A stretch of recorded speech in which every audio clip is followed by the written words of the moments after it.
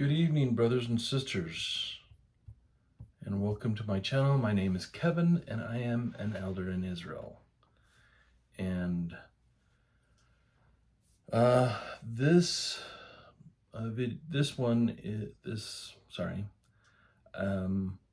today we're going to be working on Alma chapter 43. It's quite long. This is one of the war chapters. But I will try and touch on as much as possible. I'm not much one for commentary on the wars and stuff, but I will do my best.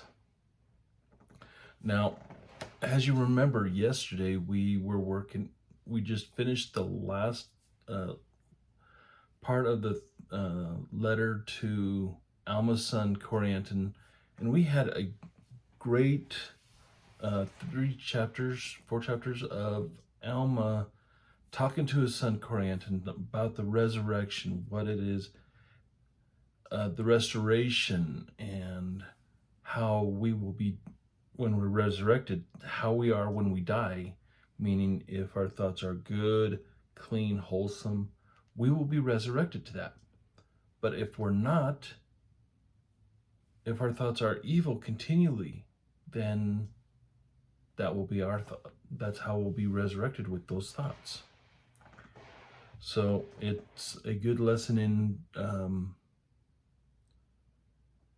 how we should conduct ourselves. Now today, so we're finished with the letters to Alma and his son, and they take off and they preach to the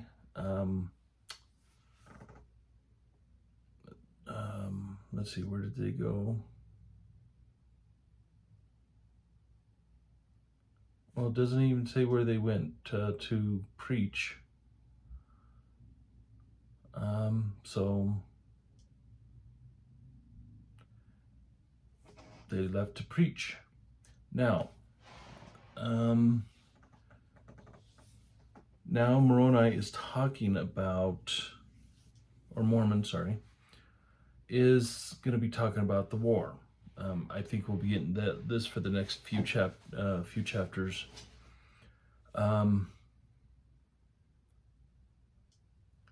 So where the Lamanites are, we also have the Zoramites, Amalekites, and the priests of Noah. And all these people have a hatred towards the Nephites, but none were have more hatred towards the Nephites than the Amalekites and the Zoramites. So there was a man over the armies of the Lamanites, and his name was Zarahemnah. Now, Zarahemnah had placed captains over the whole armies, and they were all Amalekites and Zoramites. And this, that they could feed the hatred towards the Nephites.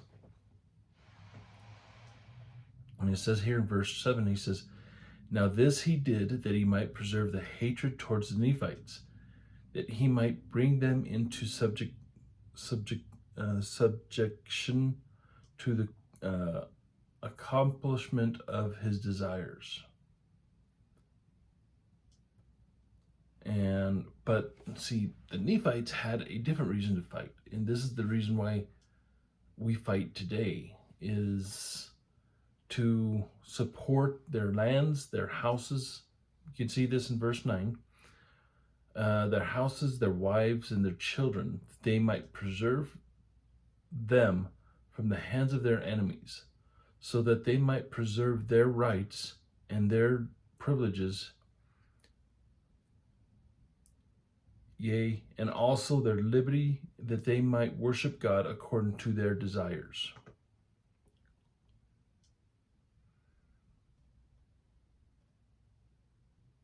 And they knew that the Lamanites would destroy anyone who worshipped God.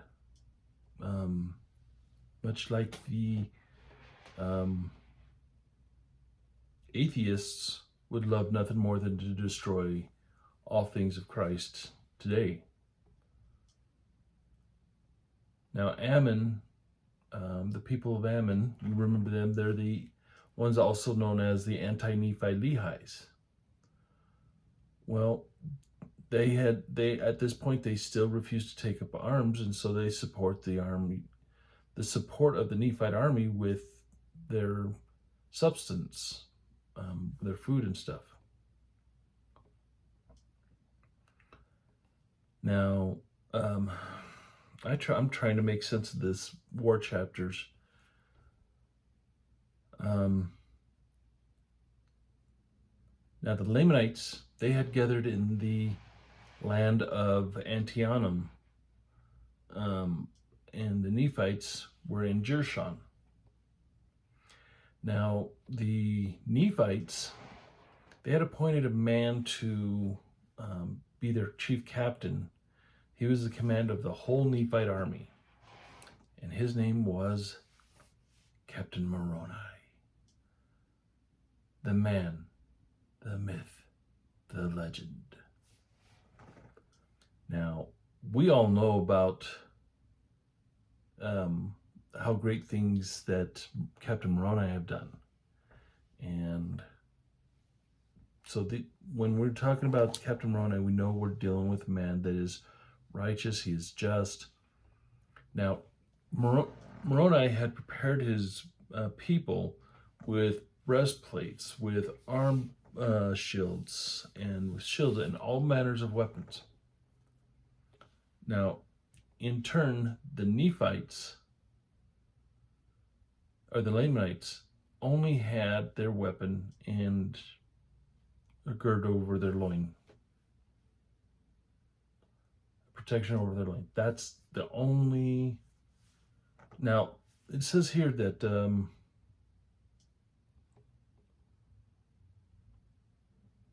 let's see, where was it?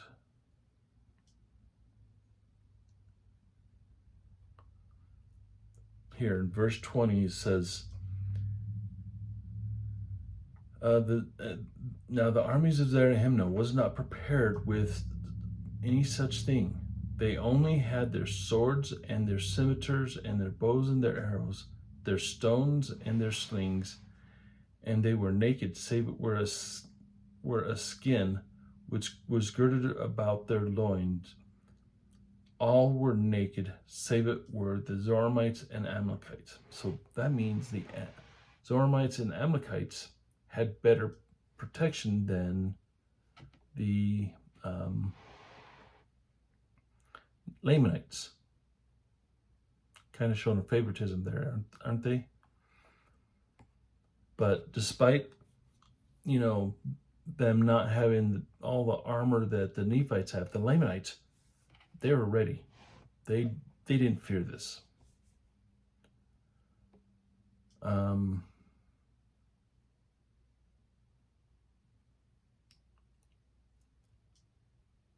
Now, let's see.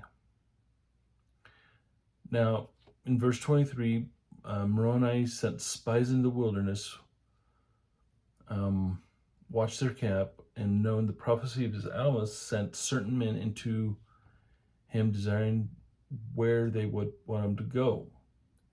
And it came to pass that the word of the Lord came into Alma, informing the messengers, the armies of the Lamanites were marching round about the wilderness, that they might come into the land of Manti, that they might commence an attack upon the weaker part of the people.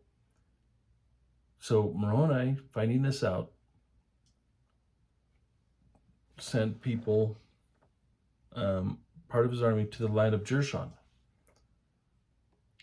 at least by any means that the Lamanites should come upon the land and take possession of the city. And he took the remaining part of his army into the lands of Nephi, or land of Manti.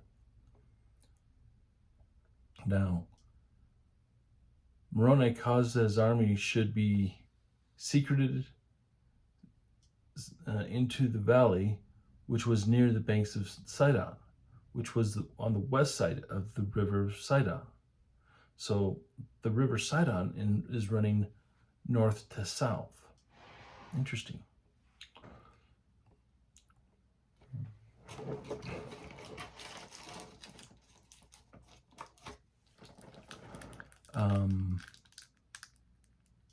Now, Moroni had sent again spies to know more about the campment of the Lamanites. And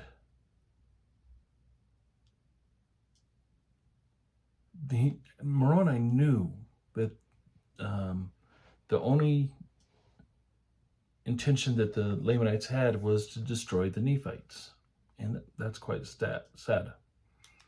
But the Nephites, they kept in their minds that why they were fighting, who they were fighting for.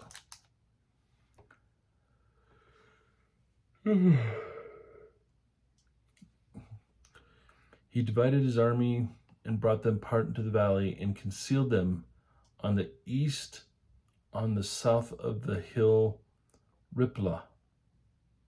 That sounds like a Klingon word.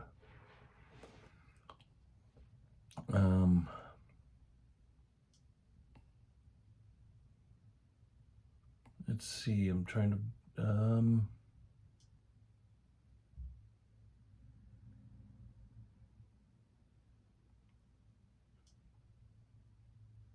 Now, they commenced the battle, and every once in a while, a Lamanite would split the armor of the Nephites into two,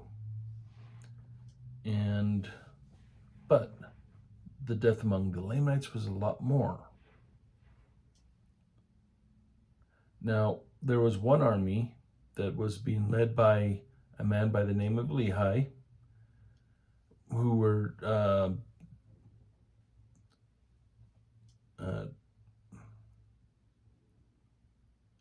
chasing the Lamanites into the river by Lehi and his men. Now, as they were chasing them, they met the Moroni in a valley on the other side of the river Sidon.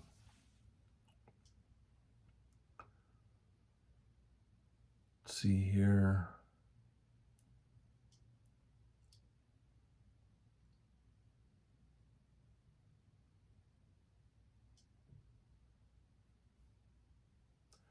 Now, in verse 43, it says, "In the case the Lamanites did fight exceedingly, yea, never had the Lamanites been known to fight with such exceedingly great strength, courage, no, not even from the beginning." In other words, they've never fought that hard. And they were inspired by the Zoramites and the Amalekites, who were the chief captains and leaders and by Zarahemnah, who was their chief captain. So Zarahemnah is the Lamanites' version of Moroni. But they did fight. They did fight like dragons, and many of the Nephites were slain. I like that phrase. They did fight like dragons. But if we look at what inspired the Nephites, it was the fact that they were fighting for their families, their homes, their liberty, and their right to worship.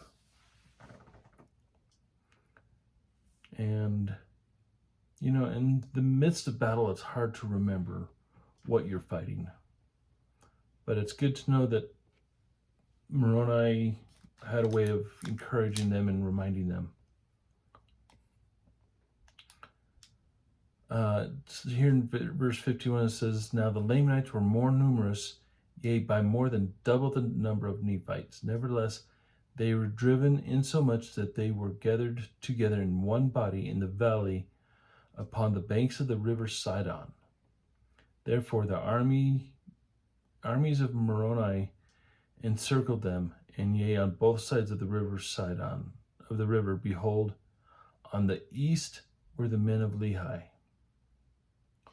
Therefore, when Zarahemnah saw the men of Lehi on the east of the river Sidon, and the armies of Moroni on the west river of the river Sidon.